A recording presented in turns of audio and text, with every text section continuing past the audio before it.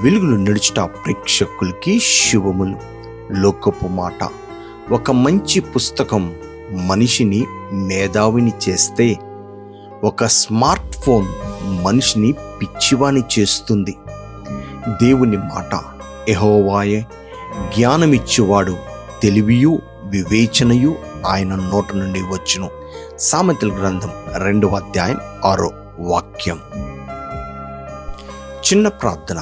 దేవా, ఈ లోకంలో జీవిస్తున్న మా జీవితంలో అనేక సార్లు జ్ఞానము లేకే నశించిపోతున్నాం ప్రభు. తెలివియు వివేచనయు నీ నోట నుండి వచ్చును.